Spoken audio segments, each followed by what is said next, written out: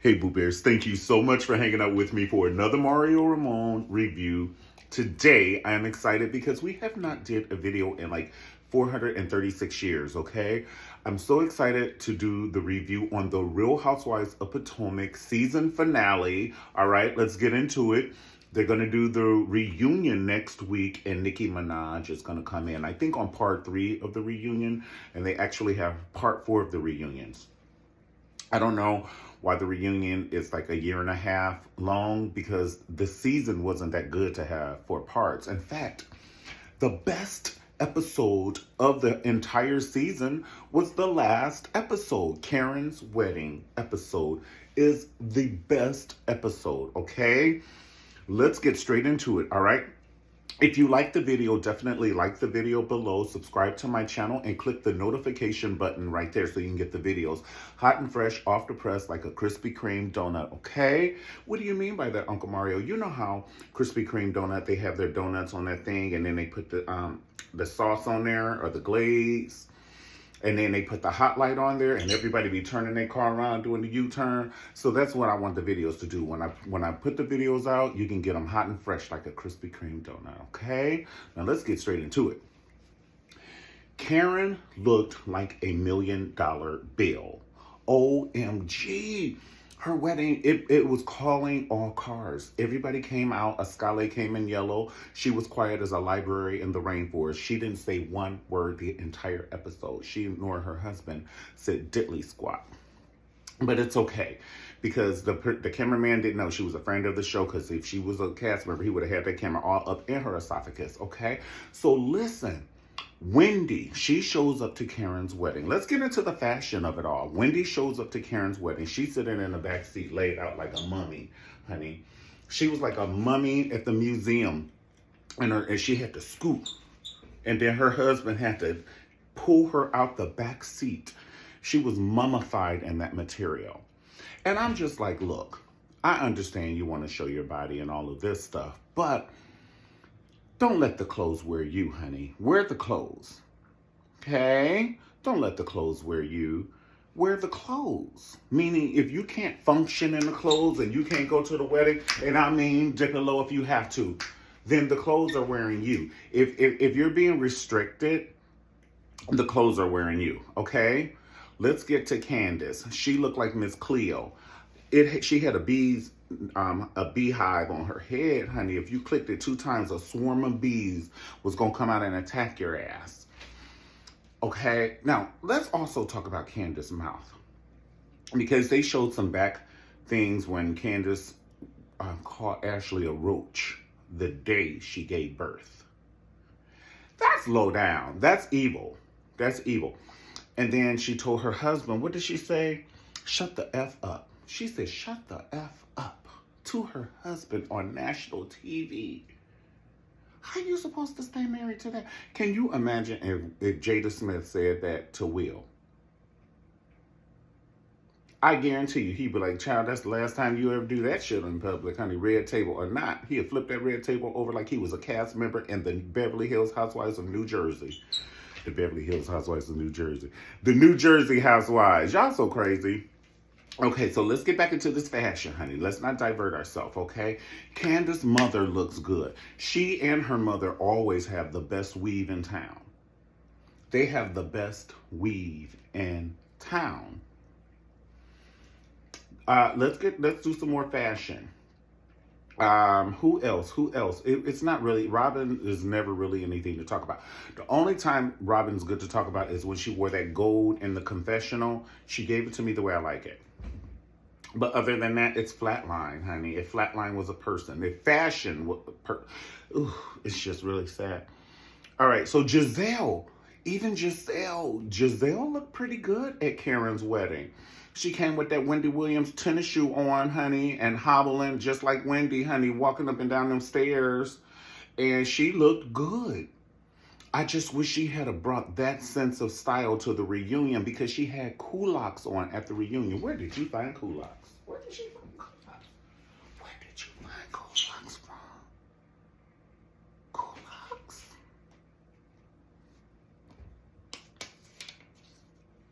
I've never seen it.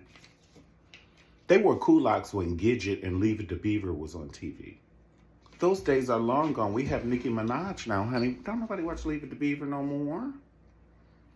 The Portrait Family and Eight Is Enough. Y'all remember Eight Is Enough? They didn't even wear culottes when Too Close for Comfort was out. Who let the dogs out? Roof, roof, roof, roof, roof. Who let the dogs out? Now let's talk about Karen. Okay, I think we talked about everybody's fashion in the thing. Ashley, I don't know. To me, the dress was a little too loose to wear at a wedding. Maybe a cocktail after 5, but Ashley like, look, I was just pregnant for 9 months. Y'all about to see these legs. You about to catch these legs. The thing that was so funny to me is when Ashley ran up to her husband with so much happiness. Oh, my baby. Ooh. And she put her arms around his neck. And he was like, move the fuck out of the way. Where's Juan? And then when he sees Juan, oh, you look good, Juan. Oh, you look real good, Juan. That was the second time you did that, Michael Darby. I saw that shit. Because the next time is when Ashley and Michael was sitting waiting on Juan and Robin. And he was like, oh, you look good. And he looked the other way. Honey, he wasn't even talking in her direction. I promise you, if you look at that, he's like, you look good today. She was over here. Soon as Juan comes, oh, hey, Juan, you look good. I go to he lit up like a Wendy candle. Honey, when you light the candle and the wick, he just lit up like a Wendy candle. Actually, a Karen candle. All 3 of his wicks was lit. I've never seen anything like it. I've been dating my boo for years. And he walk in, and I just like, hey, baby, and we, But, honey, he lights up when he see Juan. His left one gets hard. Okay? And I'm starting to think that Juan is liking it, too.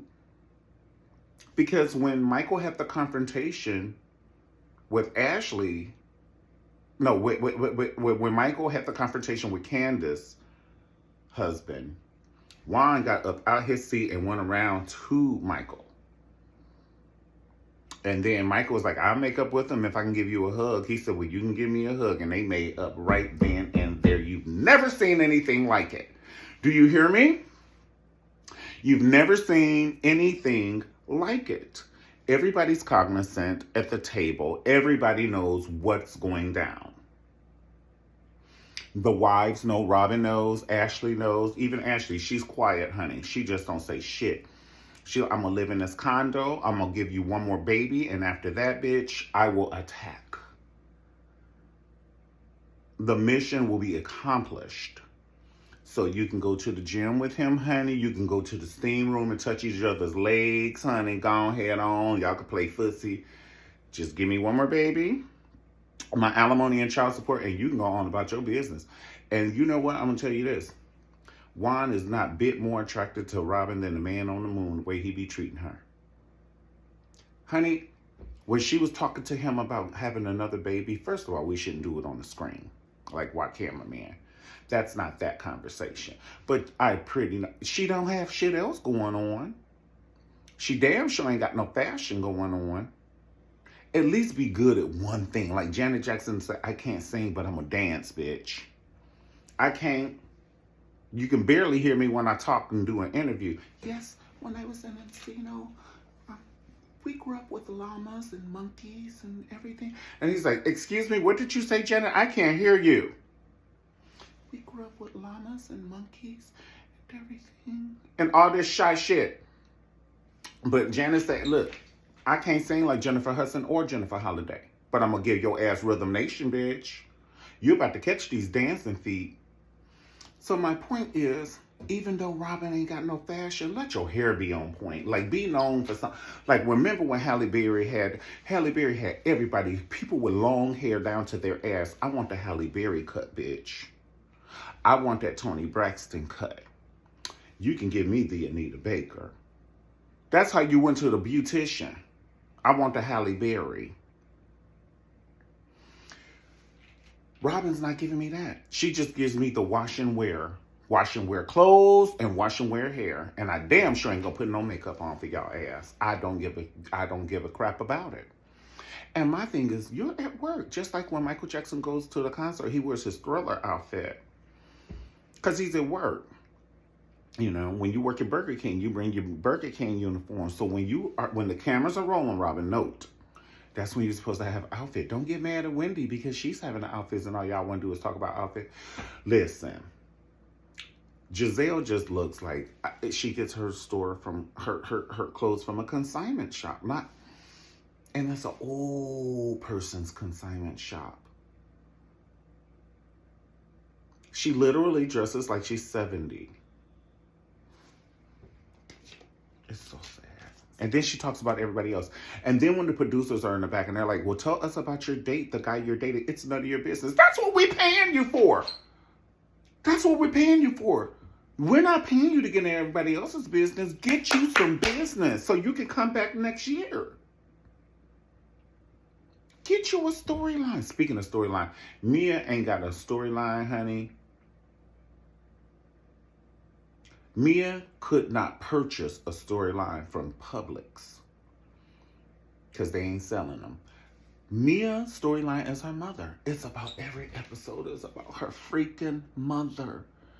Get you a storyline.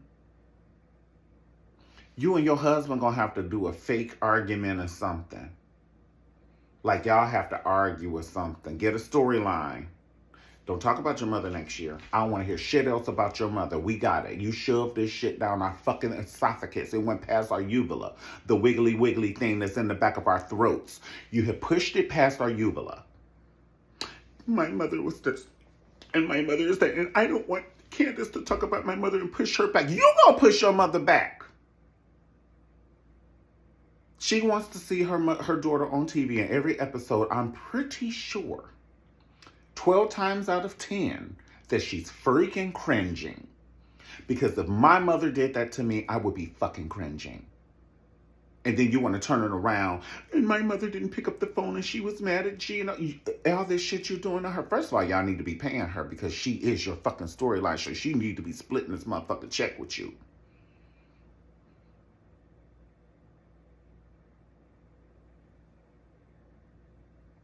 Escala needs to be on next season, period. She shut down 2 of the cast, and she shut down Robin and Giselle with just 3 of her outfits. 3 of Escala's outfits shut them the fuck down. Now listen, I just don't know. I just don't know. I think we got all. You know how when the chocolate shake, the cookies and cream shake is so good, and you sipping it, and it's there's no more left. There's nothing left for Giselle and Robin. They couldn't possibly give us anything else that we give a fuck about. Go in peace. We trade you for Mia and Escala. And I hate to do, but give us something. Give us something. I was pissed off at Robin. She didn't even wash her freaking car when she knew they were going to be filming. Her car was, it invented dirty. And even Juan, he's like, what the fuck? And he pulled up and he just started laughing at her ass. He's like, you just don't give a fuck about nothing. And then he was laughing and she's like, what are you laughing at? Because my car is dirty. Yes! And the whole America going to be laughing at your ass too. You shouldn't be on TV if you don't give a crap. You don't care about your hair, your nails, your nothing. You don't care. It's evident. What did Martin Luther King? We hold these truths to be self-evident, honey. We hold these truths to be self-evident that Robin doesn't care about nothing. Even her business. She unrolled that thing and put it, and it was not iron, and that's representing you. What you should have done is pre-planned. If you know you're going to be on the show, you plan 5 months from now, and you have all those embellished hats with hat racks. Go order you some goddamn hat racks on Amazon or something. Make it work for yourself. Go to the fashion district in your city, in Maryland, or wherever y'all at, Virginia, honey, Great Falls. I don't care. Go there and say, do y'all sell hat racks, honey? Make it happen for yourself. And get your hat, showcase your hats. This is free marketing promotion. You don't know if you're going to be picked up next season. This is your chance. Fuck that empty space you showed us. She showed us another empty room. You showed us the empty room. This episode 1. We're still at the empty fucking room. That's what Juan's talking about. It is a turnoff. And you always walking around like you just woke up taking a nap. Yeah, I'm scared of success. We know, we see. Shit, me too. Me too. I get it. But you got to know when you have the best opportunity in the world. This is free marketing, and I'm so passionate about it because it's free marketing for you, baby. It can change your life. Get those hats out. And you don't never need to not have one of them hats on. Because look at your hair. You always need to have a hat on. And that could be your thing. Since you ain't going to do your hair, wear your hats. Okay, moving on. I'm not trying to roast nobody. Oh, my God. Candace was evil to her husband, and it was unacceptable. You cannot talk to me while you have a beehive on your head. You cannot talk to me like that while you have a beehive on your head. Giselle's daughters, honey, they talk to her the way she need to be talked to, and I love them. And it's always good because nobody can talk to you like family, honey. You be thinking you have it going on, and family talk to you the way you need to be talked to. Okay. I think we have pretty much covered everything. Oh, let's talk about how Giselle was always talking about Wendy's boobs. And then Giselle shows up to a wedding, Karen's wedding, with a boob convention.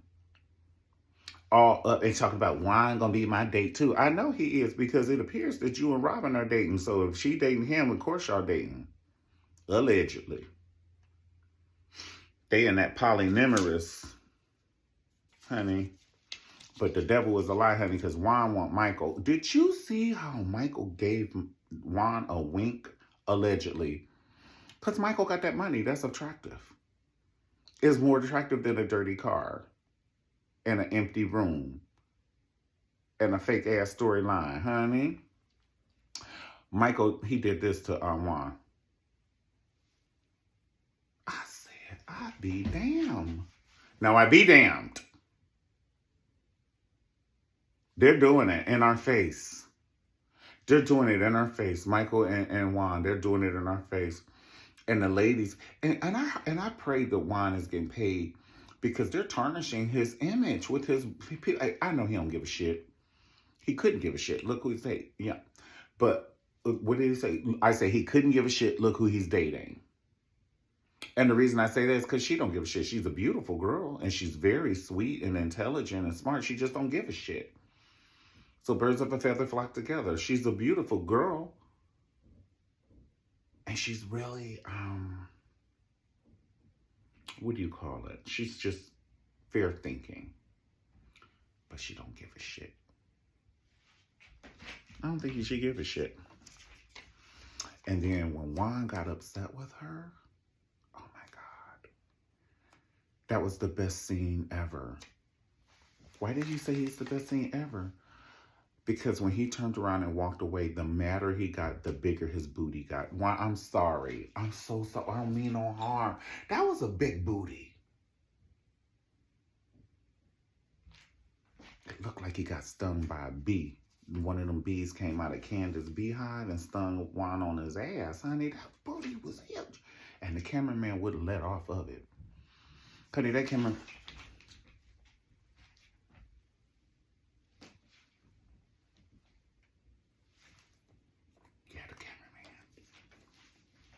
Kudos.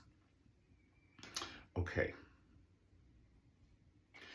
Why would he get so mad at his wife when they talking about having a baby? I wonder. Give me one moment.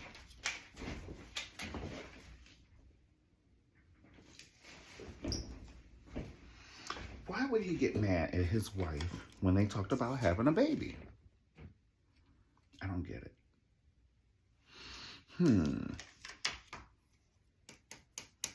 I think we're finished.